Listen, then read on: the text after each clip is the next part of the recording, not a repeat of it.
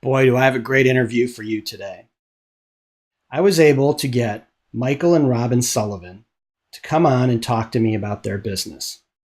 You may know Michael. He's the author of the Riyria series and is an epic fantasy writer. He's got, I think, over 20 books written. His wife, Robin, is the CEO of Riyria Enterprises, their business that they do together. They're a fantastic husband and wife team. You can really see how they help each other to be the best that they can be. Now, they've got an exciting story. Besides sharing what it's been like to work as a husband and wife together, you're going to understand how they've fundamentally done things differently and been successful. Now, they joke about how this has all been accidental and happenstance, but the important part is how they've taken these setbacks and turned them into really positive things through their tenacity and their planning. For example, they wanted to make sure that Michael's books were in hardcover. When they had trouble getting deals on that, they've gone through a process where they now are printing his books in hardcover, and they're funding this through Kickstarter campaigns. They're doing really high quality books, and they've figured out how to distribute through traditional distribution, including airport bookstores and the chains.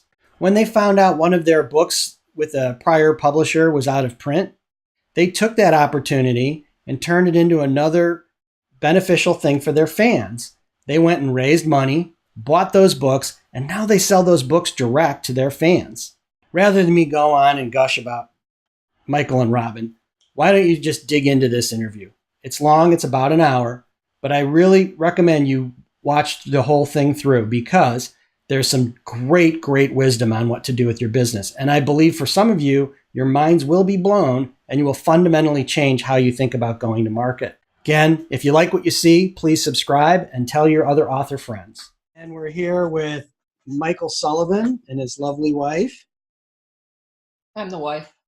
I'm Mike. Or I should say the CEO of, what's the name of your company? Riyria Enterprises. Riyria Enterprises, right? You're the CEO. He's the hired help? No, he's the talent. I'm the talent. The talent. I have to keep the talent happy. Yes, you do. And, that's a really good point because I think, here you've got a team that's kind of working the business side and the creative side, but most indie authors, there's no team, right? It's them. That's true. And you have to be a little bit schizophrenic to run an indie publishing business, right? Well, it takes very different skill sets, I think. The business side is very, very analytical. It's very, it's a lot of multitasking. It's a lot of wearing different hats. The creative side it's all those things that authors are traditionally great at. Yeah, right. Money people, that's what we are. Yeah, that's money and performing, right? We're all basically engineers at heart. Yes. I used to be an engineer, by the way. That's one of the reasons why. Mike's always been left brain. I've always been right brain. Together, we almost make a person. Half a brain, yeah. Well, we initially Mike and I got together on Facebook on a post that he was talking about some of the results that you guys have had direct selling. It's always a very controversial topic with authors. There's a lot of folks that are really slaves to rank. And I thought it would be great to have you guys come on and share your story about selling direct because you've done so much. It's not just selling books, but you've done Kickstarter programs and you've got a lot of different ways that you're bringing new rivers of cash home. So with that, I'll kind of let you guys talk about how it all came to be.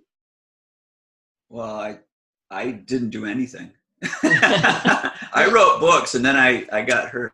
So I had an advertising agency at one time.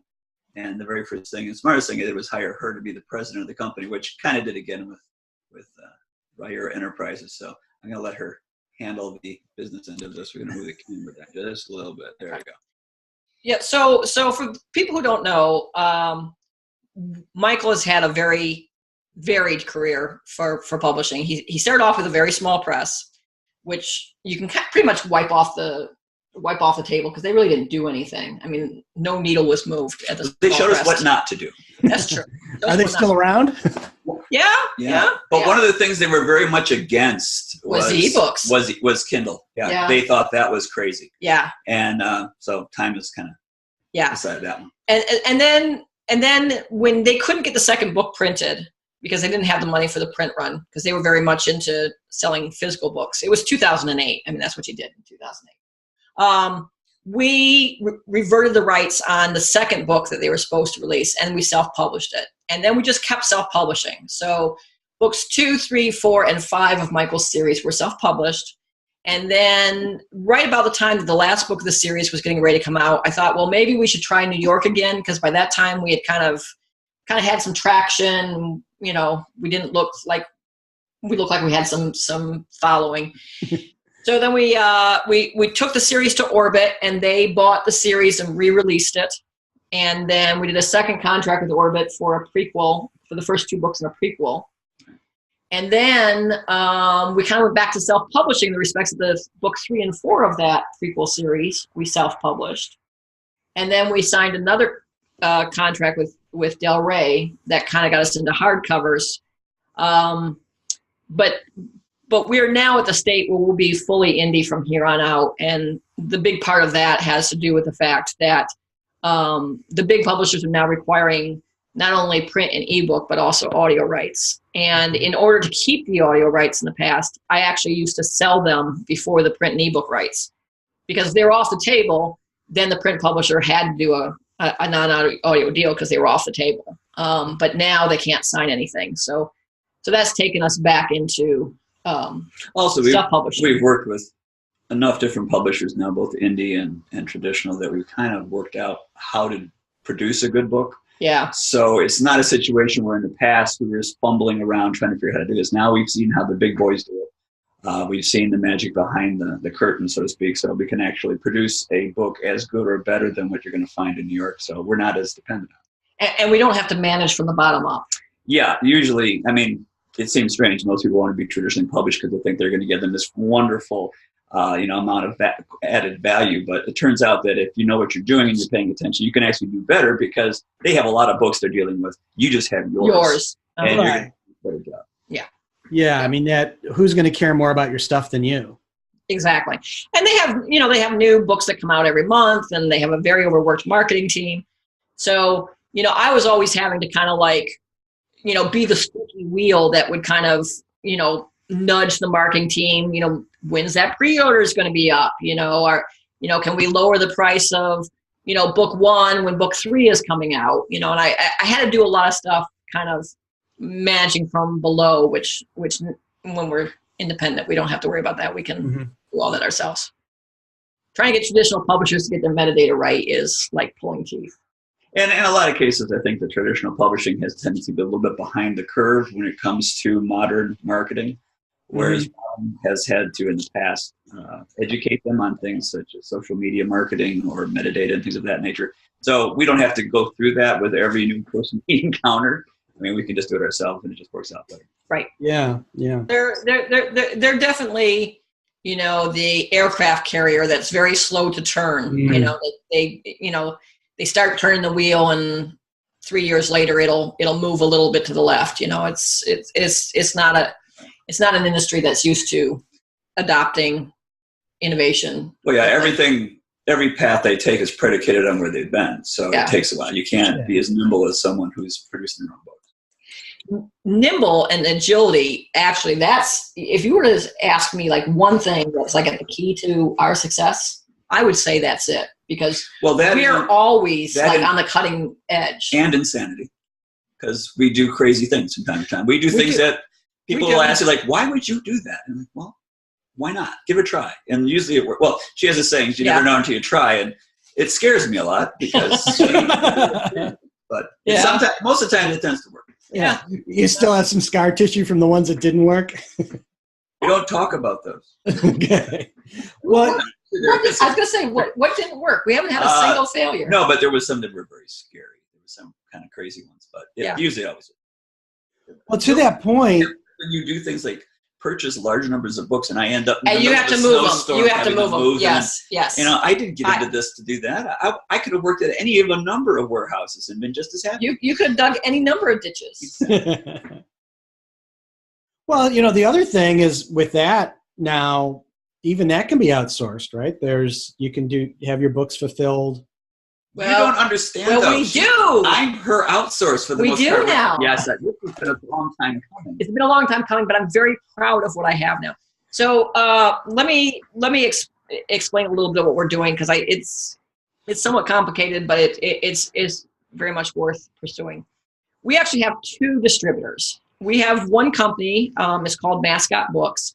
And they do all of our fulfillment of printed books into the standard retail chain. So they're servicing Amazon, Barnes & Nobles, Books A Million, the stores at the airports, all that type of thing. And they, so they have obviously a big warehouse. We ship all the books there, and they take care of sending them out and dealing with returns and everything.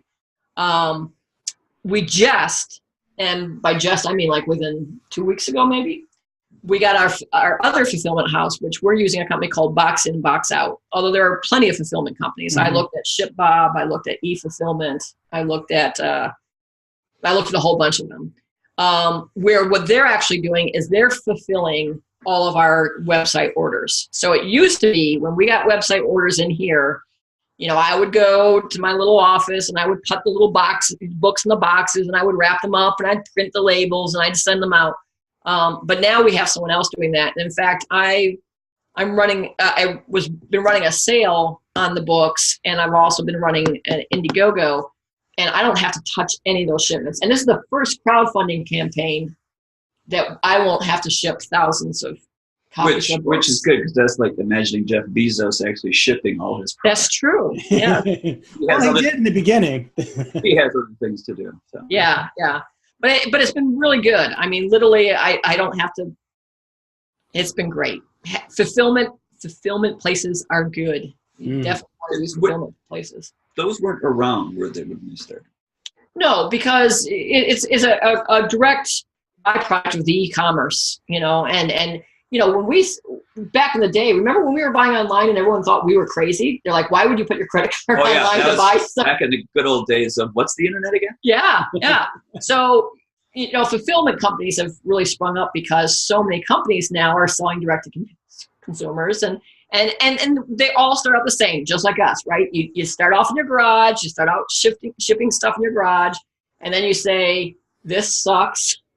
Let's find a better way of doing it. The interesting thing is most of the fulfillment houses are fairly new, and they're still trying to figure out how exactly to handle a lot of things. Because we were just down talking in the last place. They were just like, wow, yeah, so how are you doing this? And there's always these weird stories of how did you get started at this? And like, oh, yes, we've heard some of these. Yeah. So it's still in early stages, I suspect. I think so. It is, and there's different, well, first up, like Amazon does fulfillment. Right? Yes. That was when they started throwing up these warehouses. It was like, well, we got all this extra space and guys standing around. We'll fulfill for other people. Yeah. It's interesting because although I've sold a lot direct, I've yet really to be into marketplaces or FBA. That's something that's like the last part I need to get going. Well, it's hard to make money in there, though. Is it? Oh, yeah, because when you so I've looked at it. My father-in-law owns the country's oldest homebrew supply store. It's out in Portland, Oregon. And we looked at fulfillment by Amazon, despite his hating everything Amazon has done to retail. And when you look at the margins, for me, it's like, why do you want to be in that business? Well, the only reason why it makes sense to us is our unit volume. Our unit cost is really low because we do print runs. Well, and that's the other. And you couldn't really do it on the printing cost of a print on demand. But when if you print up, like we've done 2 different print runs. One was about 10,600 books. The other one was about 9,000 books. Okay. And so our price per book, depending on here's a tip. Here's something that I thought this was one of the most brilliant things I ever did. So when we run our Kickstarters, we offer several different copies of the books to our backers. We have a rare edition, which is bound in faux leather. Mike could probably pull some of these for me if he was nice. We have a limited edition. We have a regular hardcover edition, and we have a trade paperback. And what I actually do is I print all of the interiors at once. Okay? So I'll do 10,600 pieces all at once. But then I bind them differently. Okay? So 100 of them will be bound in the faux leather. 500 of them will be bound in linen. So this is like the limited edition. Actually, this is the rare edition. And what's the price point on that? So on the Kickstarter, people are paying, I believe, $125 for this. They also got a trade paperback with that, and they also got the ebook. So you kind of contribute $10 to the ebook, $15 to the trade paperback, and then $100 to the limited edition. And the reason why I give them the trade paperback is because people don't like to read. Yeah, they don't want to break the spine on that. Right. And then like this is printed at the same time. You know, this is just the regular paperback. It's got a rainbow board, and then the limited editions are on linen. And we have a little seal, a little stamp that we put inside, and we number and date them and so forth. So anyways, we would print up all the interiors and then bind the exteriors separately. So from a cost standpoint, you know, the trade paperbacks are like maybe $1.90 a piece. And the faux leather ones, you know, they might be like $3.10 a piece, but you're selling them at $100. So there's great margin to be had. Yeah. But that was like, I think that was one of the smartest things I did, because usually when you're doing offset print runs, if I had done 100 faux and then 5,000 hardcovers and 5,000 trade paperbacks and then 500 in linen, that would have been, you know, my unit cost would be much higher. Yeah, you have like 3 setup charges. Yeah, and this way the interiors are all the same. The only thing you do is I don't know if people will be able to see this, but on the copyright page, I have all the ISBNs listed with the various formats, and then you know it's the thing on the cover that's actually giving them the UPC code for that particular item. So it works good. Great. So how did you get going on that whole concept of basically getting your fans to give you an advance for your books? Yeah. Well, so the way it started out was we go to a number of conventions and we run into authors. One author in particular who said, I just finished this series, a traditionally published author. Just finished this series. We shopped it around, and the amount that they were offering me, the traditional publishers, was just crap, you know, and I can't see releasing it for the type of money that they're giving me. So I'm just going to put that in the drawer. I'm going to write something else. And we said, well, why don't you self-publish? You want to tell the story? That's why we, didn't self-publish then. And I said, we used to do that. We used to make money. You have a following. And yeah, I said, go ahead and self-publish. And they said, well, we can't afford it. Yeah. Because to do it right, to do it as well as New York, you'd have to spend all kind of money for editors and cover art and layout and all this stuff. And we're like, yes, you do. Well, okay. And I said, well, I don't have that money. So that's when Robin came up with the idea. She said, well, why didn't you do Kickstarter? Yeah. And they said, well, Kickstarter will never work. They said it won't work. It just won't work. And that's when we decided, well, if you have an established fan base, there are people who want to read your stuff. More than likely, you'll be able to use Kickstarter to film it unique. Because you don't need that much money to get to print a book. And so we thought to ourselves, and they wouldn't believe us. I mean, no matter what we told them, they wouldn't believe us. So we did it to prove that it would work. It was almost like yeah, it was. There was no money on the line, but it kind of was, but there was no actual intent. But the thing was to prove to them that yes, they could do this. Yeah, and so my very first Kickstarter I ran, we didn't even do a press run for that. We used a company called Book 11, which is a print on demand for hardcovers. They do a really nice job, and that was just a very small run. But we did a Kickstarter, and just to make it really believable and to hamstring ourselves, we didn't print anything or produce anything that I had been writing. That's we right. wrote a science fiction story. Yeah. So, I mean, no one would want to read any science fiction because I've never written science fiction before. So this was going to be a really good test to see if we could actually get an audience for something that's a completely different genre. And it's not even a good science fiction in the respect that it's not space opera or space military. It's literally old-fashioned science fiction. Old-timey. So no one should want to read it. Yeah, old-timey science fiction. And we funded it like in, I don't remember exactly how, like what, 24, 48 hours, something like that. And what was really interesting with that particular Kickstarter, a lot of people told me, ask let me just and you got those people to find it by what? Sending your mailing list to them? Well, no. That would be smart. That would be smart. Okay. Can't do it that way.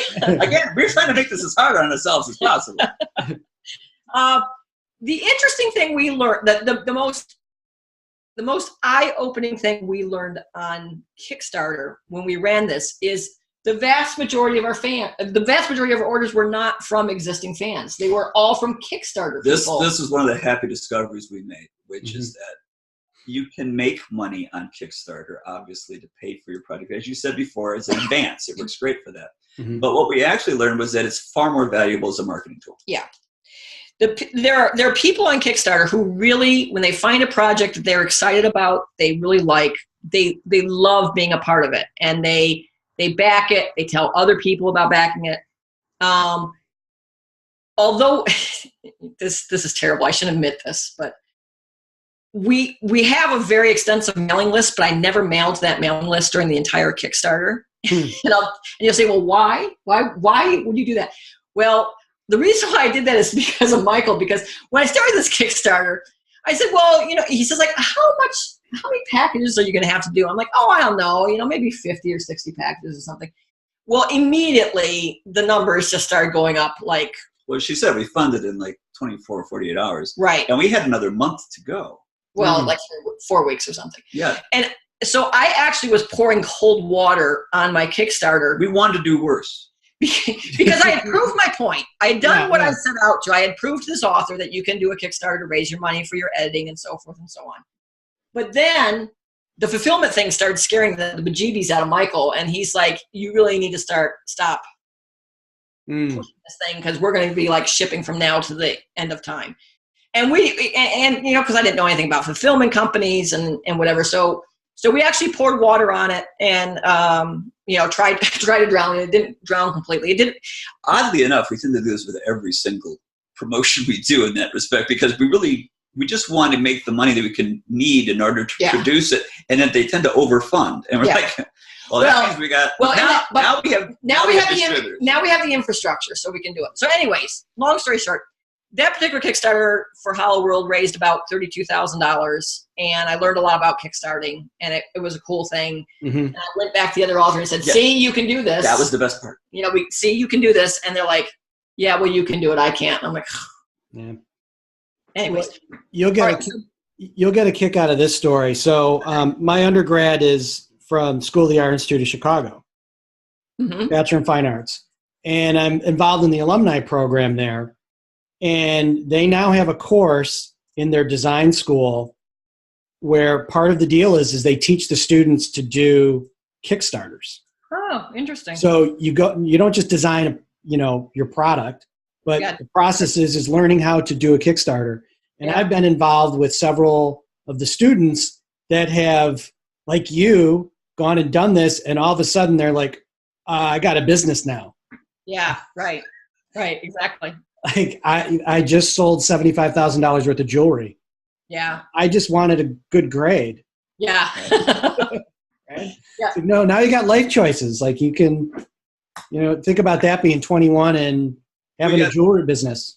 The hardest thing to get across, though, is for some reason I think a lot of people see Kickstarters as somehow you're investing. Or you're begging for money. Yeah, you're begging. That was always the thing. It's like, well, I don't want to beg people for money. You're not. You're pre-ordering. I'm like, well, you went to a traditional publisher, didn't you? Kind of the same thing, aren't you? You're begging for an advance, and you're just going to the actual readers and begging for the advance. So I don't see the difference. But you're right. Most people don't frame it in the term of an advance, which is literally what it is. They're paying you in advance of the actual book, which is delivered to them. But they're getting the physical book that. Whereas a traditional publisher is giving you the advance hoping to pay that off. Where in this case, it's a sure thing. So. Right. Yeah. Well, and Then, a lot then of our folks second, don't. Go ahead. huh? I was going to say a lot of folks don't understand that the ecosystem of Kickstarter. There are people there. They want to see new cool stuff. Like they're prepared to buy things. I back Kickstarters all the time. I have a little thing that melts butter. I've got all kinds of things from Kickstarter. I just gave Mike a little wine squirrel that allows him to protect his wine after he's opened a bottle, so he doesn't have to drink the whole bottle at once. I mean, I get all kinds of stuff there. But the second, so the second Kickstarter came about because when Mike was published through Orbit, they only did trade paperbacks. And when Michael wrote his next series, which was called Legends of the First Empire, one of the things we said to Orbit is, we want Michael to move up from trade paperbacks to hardcovers. So that was the requirement of getting that deal. And they said, no, we're not going to do hardcovers. Michael sells well in trade paperbacks. That's where we want to keep him. And I said, well, then, you can't make an offer on this series because that's a deal breaker to me. So then we went over to Del Rey, and they said, well, of course we'll do hardcovers. And so when the next book in Michael's Riyria series was coming out, we had made the transition from trade to hardcovers. And the print on demand for hardcovers was very hard to get the finances to work right? Because they're expensive unit volumes. Mm-hmm.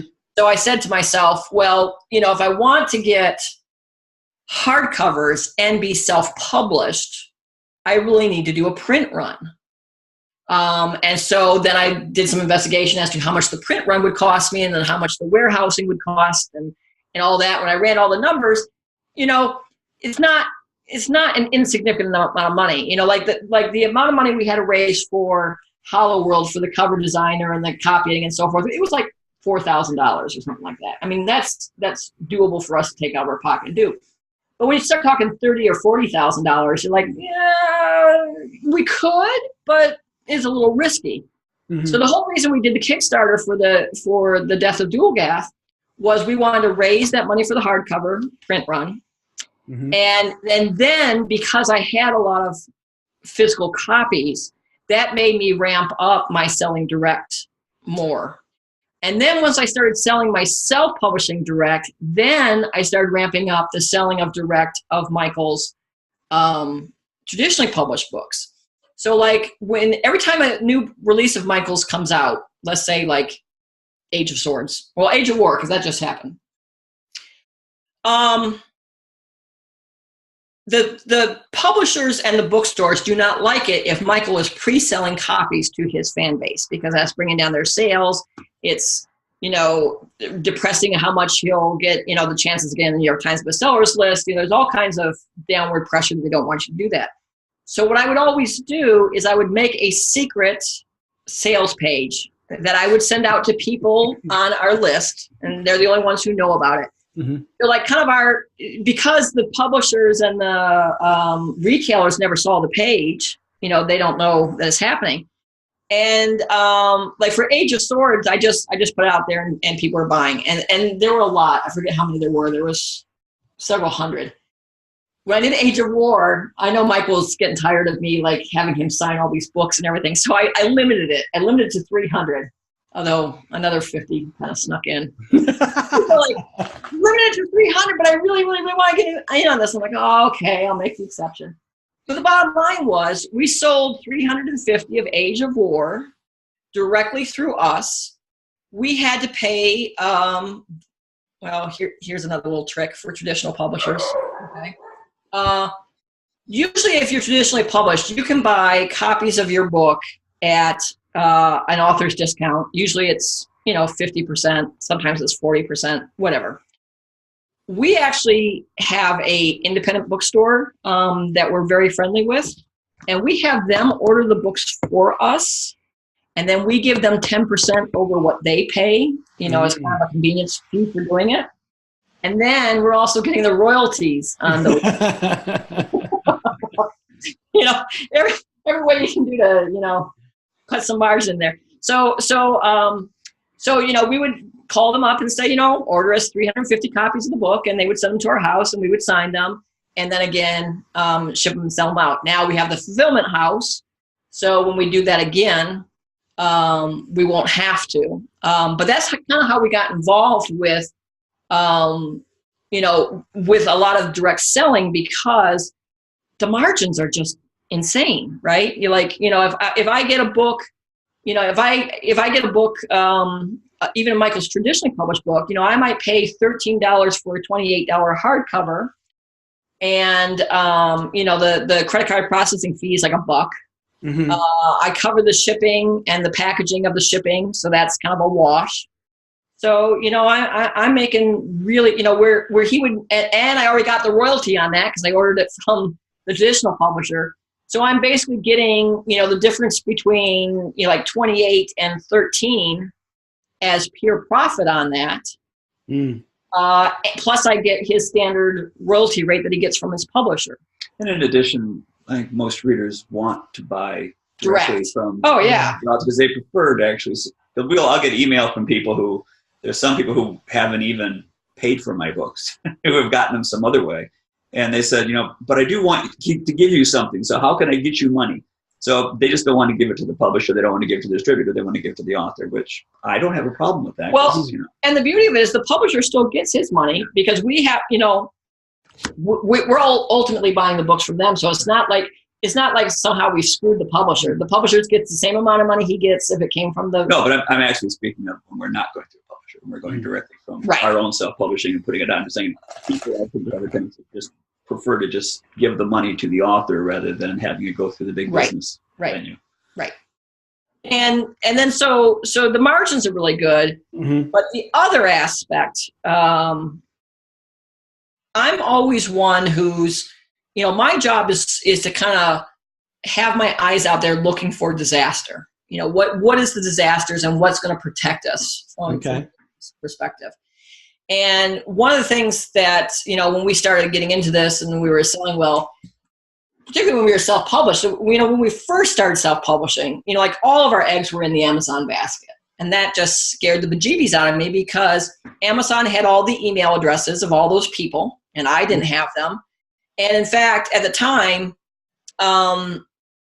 it was there used to be there still is, there's a publishing company called IPG, Independent Publishers Group. And long ago, they got in a fight with Amazon, and Amazon took all their buy buttons away, right? Remember that? Mm-hmm. And it took all their buy buttons away, and then like every author that was with every publisher that was distributed through Independent Book IPG got screwed. Like no one could buy any of their books. They were just gone, and that was a very sobering and scary thing to me. So. One of the things I had Mike do very early on is I said, write me a short story. Write me a short story about Royce and Hadrian that is kind of standalone and is all by itself that I can use to send to people. And then instead of just putting it on our website, like most people would do, I put it out there as an exchange for an email. Now, this was before there were things like BookFunnel and what's that other one? Insta-freebie.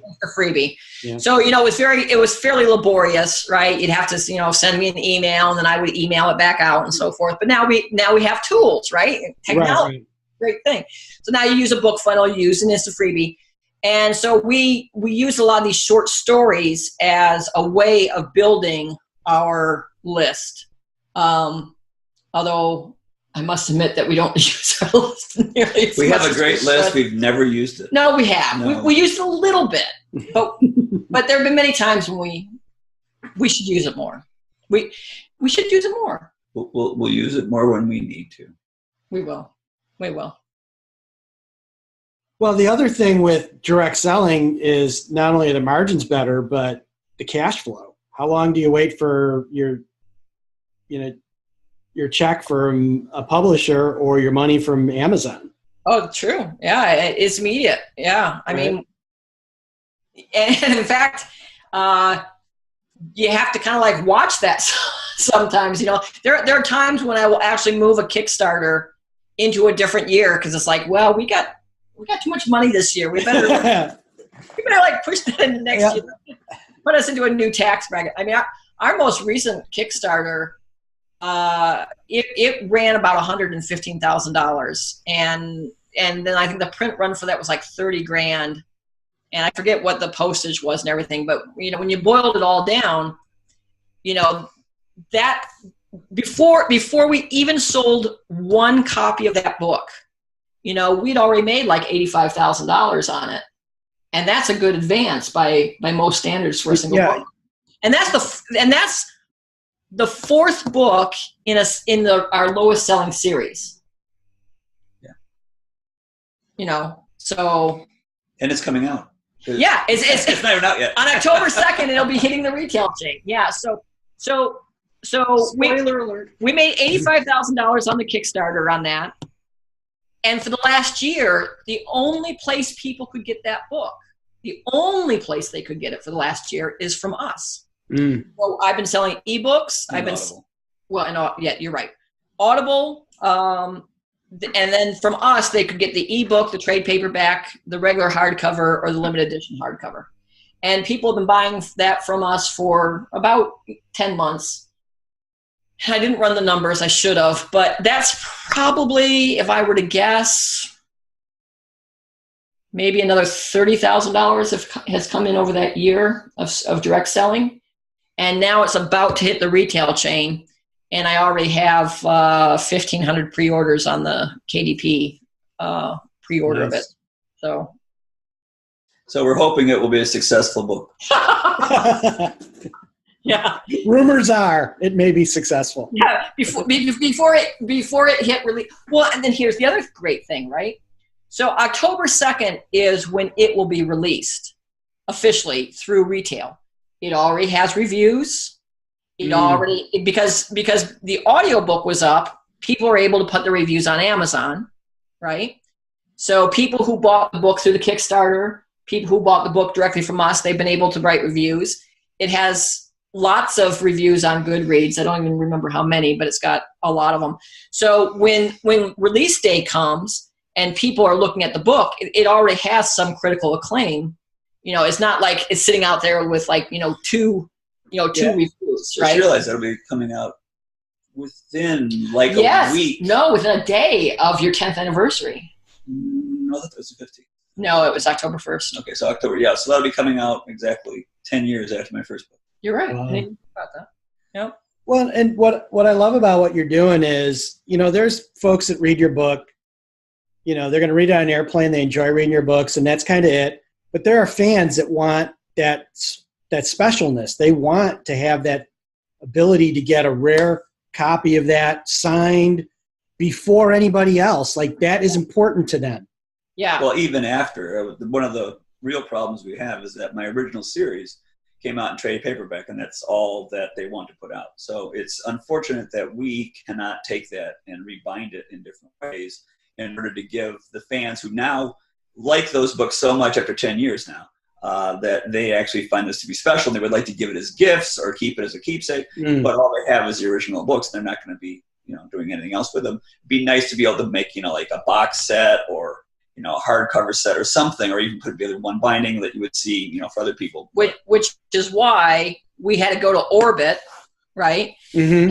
So we went to Orbit. We said, Orbit, please make hardcovers of these books, because now that we're in hardcover, people really want hardcovers. They're like, nope, we ain't going to do it. And I'm like, well, then let us do it. We'll make the hardcovers. And they're like, okay, give us $20,000. And I'm like, but this is like Mike's story. He wrote it, and you don't want to do it. So why do we have to pay? Well, we're the rights owner. We own the rights. If you want the rights, you got to pay us $20,000. And I said, and I ran the numbers, and this, that, the other thing. And I said, well, I can do a Kickstarter for that. I can raise, the $20,000 that they want, and then the print run, whatever it will be, I'm confident I can earn that back through Kickstarter. So that's one of the Kickstarters that we'll be running next year. Is we'll be doing a Kickstarter for limited edition versions of Theft of Swords, Rise of Empire, Heir of Navron, The Crown Tower, The Rosenthal Thorn, all in hardcover. But we had to buy the rights from Orbit to do that, and they're limited to number. Yeah, we can't actually print more than a small. Yeah, they made us limit. I wanted to do just regular hardcovers, and just make available, but they wouldn't allow that. I think they were afraid that it would cut into their paperback sales. So the only thing they let us do is a limited edition copy. Mm. Well, those kind of folks tend to be a little short-sighted. Yeah. Yeah. You've got the numbers to prove what kind of sales you could do, right? Like, we'll make good money off of this. They could have made good money off of it too if they had. Right? It's like you kind of came to them with a decent business opportunity. Somebody just had to kind of get off their ass and figure out how to do hardcovers. That seems to be the case with a lot of things. It's really, we have gone to publishers and said, look, this is a known quantity. You will make money with this. This is giving you the right to print cash. And they'll be like, no. Okay. There's no downside, but still they will turn it down, which I find that often very hard to believe, but it happens. Well, going back to this, selling direct and this agility and so forth, so that's what we do. We look at what could be disaster and find out how can we make how to turn it into an advantage. The reason why Winter's Daughter for a year was bought by no one else but us wasn't because I was being brilliant, although I think it turned out to be pretty brilliant. It was because we were under a non-compete. We could not release any book in Elon until 2 months after the last Legends of the First Empire book came out, which it came out in July of this year.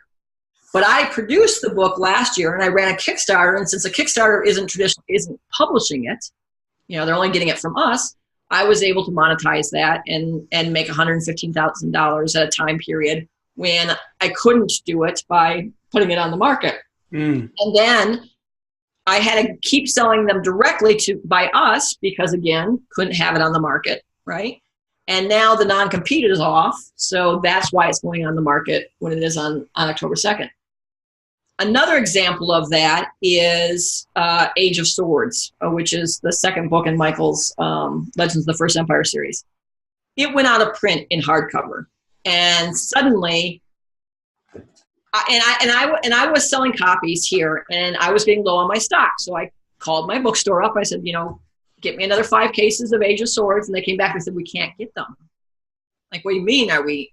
Has the print run sold out? Which is what I thought, right?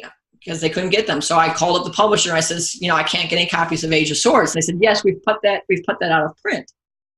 And I said, well, are there any copies in the warehouse? And they said, yeah, there's a lot of copies in the warehouse. I said, well, what are you doing with those copies?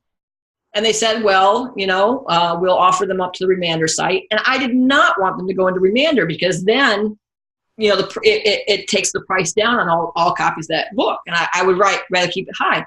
And what I was seeing was, if you go to the Amazon marketplaces, some of the marketplace sellers who had been smart and had bought copies before it went out of print, they were selling them from anywhere from like $89 to $191. Okay. Now, I don't know that any of those were selling, but that's what the prices were. And so readers were calling me and said, I forgot, I missed buying Age of Swords when it was out in hardcover. Do you have copies that I can buy from you? And I'm like, no, I don't have any. So then I so I was going to run a Kickstarter, but then I learned that Kickstarter doesn't allow you to do a Kickstarter for a project that already exists. It has to be something, you have to bring something new into the world. Okay. So then I went over to IndieGoGo, and tomorrow we'll finish up the IndieGoGo campaign for it. And basically what I did was I had to pay Orbit like $9,000 to buy these books from them. So I ran the IndieGoGo. Again, we funded that one in like 26 hours. The books have already arrived in our warehouse in about 35 miles from here. Michael signed a whole bunch of them already. I saw the picture, yeah. Yeah, he needs to sign more. Yeah. So, but it's easy, right? We go over there and we got a system down, and we signed. How many books did we send before? We signed like 600 books in like an hour and a half or something like that. So it goes quickly, but so again, making this kind of lemon out of lemonade. So we could have just let those books go. And at first, when I first considered this, I was like, well, because it was before I had warehousing. And I was like, well, I'll buy a pallet of the books and we'll keep them in our garage and I'll sell them direct and all that jazz. But then the more I thought about it and I just kind of calculated up those things, I'm like, at some point I can offer like a tremendous sale to our readers, give them the books at 50% off, right? They get a great deal. I still make great margin on it. And because I'm in a warehouse, the warehouse has to worry about all the shipping of it. So I don't have to carry around books. Why wouldn't I take every single copy I could get out of the warehouse? So I did. I took every last copy that warehouse had. And now they're sitting in a warehouse here. But that's kind of how we did with Kickstarter. We didn't realize that when we did the Kickstarter, it turned out we had this happy discovery, which was the fact that it's a great way for marketing because you hit a whole new audience that isn't in your echo chamber.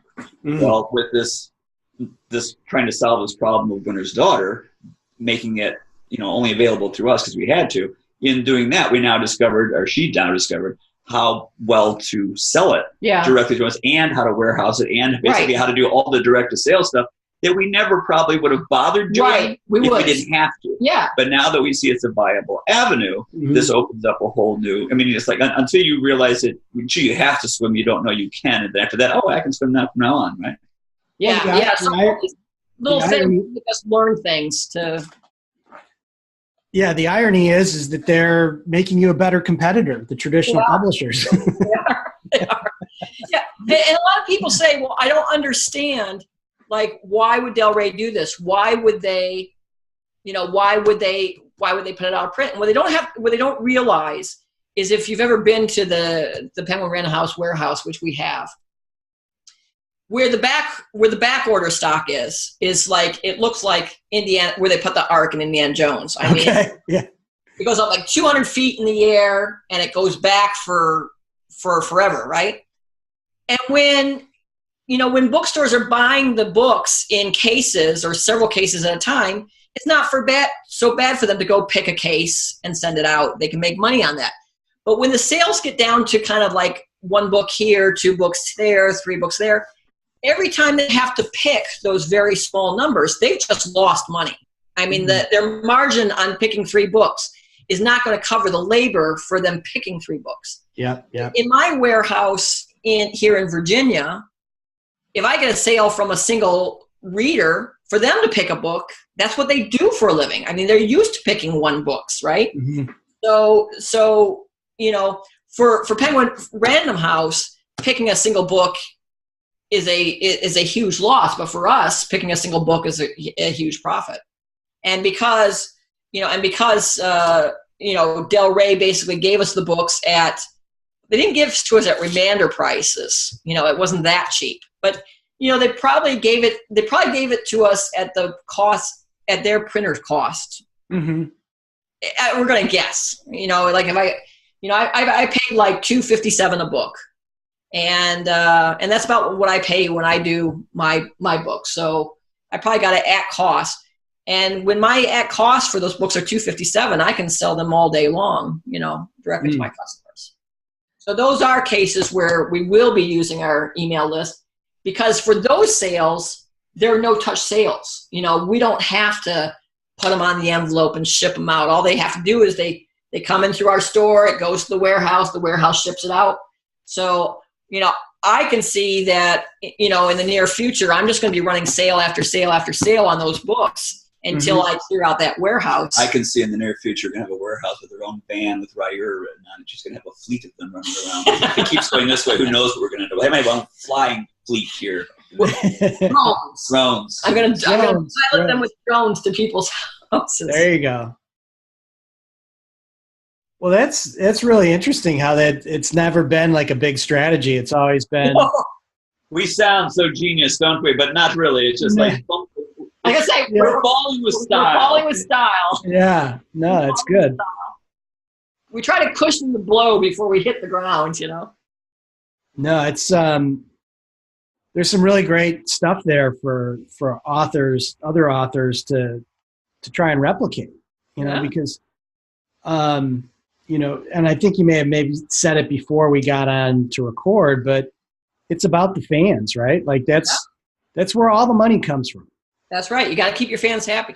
It's very interesting because in doing this, part of what we're doing, helping the fans, because they were being price gouged, by only being able to see it for like 91 to 181.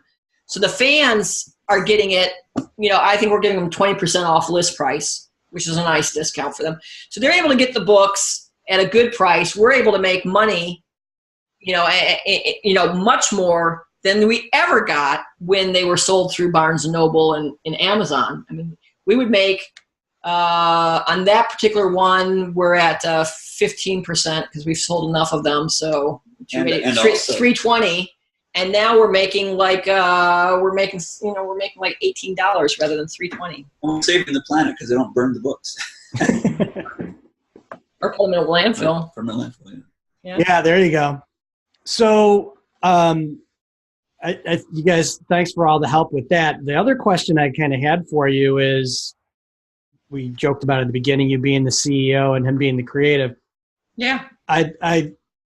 How long have you guys been married and working together? You mentioned there was 2 businesses that you've worked together in. We've worked together in 1, 2, 3. Is it just 3? Well, including this one, 4. 4. Yeah. So we've been together since 1979, which is probably more than a lot of the writers of your show have been alive. Well, yeah, you must be vampires because you don't look like you could be together that long. We've been together since 79. She said 19, not 8. Yeah. So since 1979, Mike got me a job at an orthotic lab where he worked. Yeah. And then I got him a job at a software company. Oh, no. Then I was president of a software company, and I brought you in to help me with the marketing. And then I went to another software company under a golden handcuff, and they brought you in to do marketing. So there was that one. Then Mike started an advertising agency, and he brought me in for that.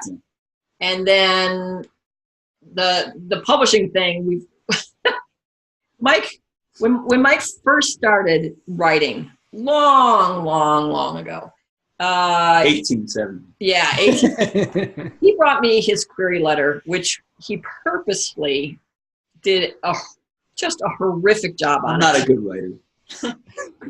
And the reason why, he's smart. He's very smart. He knew that I would look at this query letter and go, and what did you say to me? You said, I'm going to send out one of these. I will send one of these out a week. Yeah. Until I get published. Yeah. And I was like, dude, you got to send out like these in batches. And he's like, no, I'm going to do one a week. So that made me push him aside. And then I started doing it. And I think Mike amassed, while he was doing things before he brought me on, how many rejections did you get from queries? I had a wall card and it was probably, I don't know, 50, 60. Yeah, I think I got you beat. I think I got like 90 rejections before I got an agent. And then I got Mike's first agent. And then ever since then, I just deal with all the non-writing stuff. So I work with the agents, I work with the publicists, I work with the publishers, I work with the editors, I do all the contract work. She does all the unpleasant stuff. Yeah. I find the distribution partners, I run the Kickstarters, I run the beta programs. Mm-hmm. He's got it so easy. He tends to screen my email. So he does a fraction of the work that I do. Yeah. It's funny because we had a mother and her daughter come out here to we have this cabin that we have authors over to, and one just left yesterday. And, she was asking me, like, what do I do? And I says, well, I manage Michael's writing. And she says, well, don't you do anything else? I'm like, trust me. That's a lot. I mean, like right now, as I'm sitting here, I'm in the middle of negotiating with a fantasy publisher who I'm thinking about doing a distribution deal with. I have written a distribution deal with our main distributor. I've approved 4 different foreign language contracts. I'm going to be reviewing the script for the graphic audio of Age of Swords. I'm getting some alpha feedback to Michael for Age of Legend. I'm working on taxes. In contrast, later today, I think I might clean the kitchen. Michael writes for a little bit at a time. I'm the talent. You have to keep me happy. I work night and day. I don't do anything.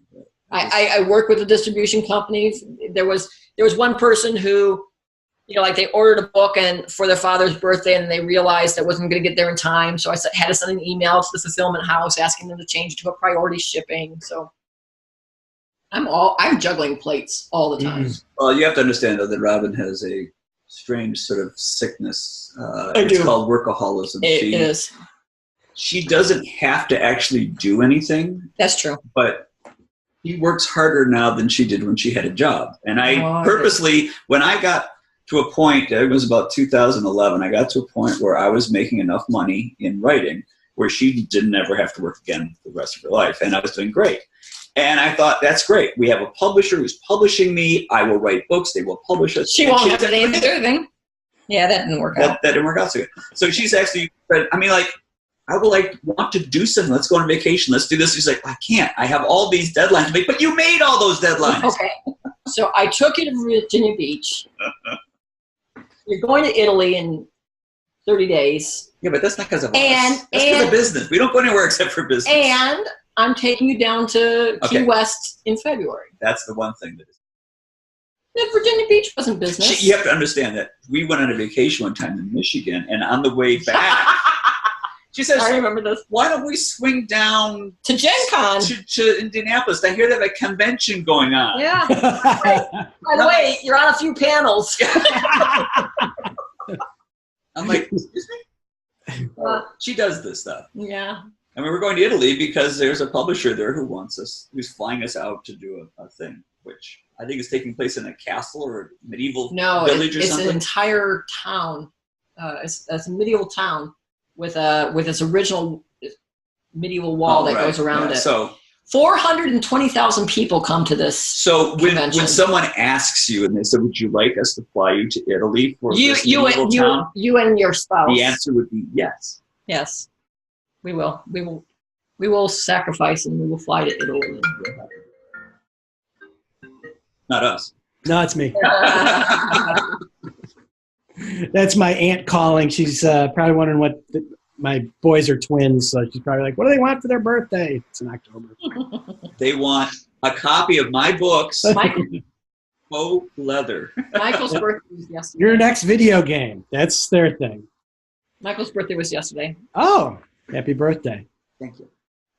But to answer your question, we've been together a long time. We've been together a long time. We've been working together for a long time, and people have often asked us how we can work together, and we don't.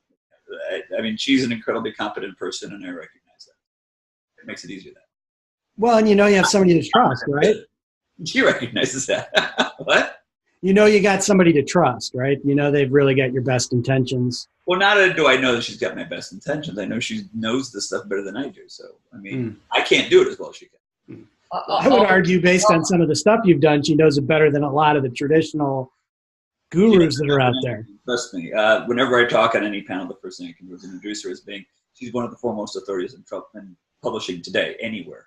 I mean, she did, because we work through traditional, we work through indie, we work through self, we work through, every vehicle you can think of. But not only have we done it, she's actually made it successful in every single one. Watch me tear apart a contract someday. That's the thing is when you go to a panel at a convention and it's on a topic such as self-publishing or traditional publishing or anything, and she's in the audience. You don't want that.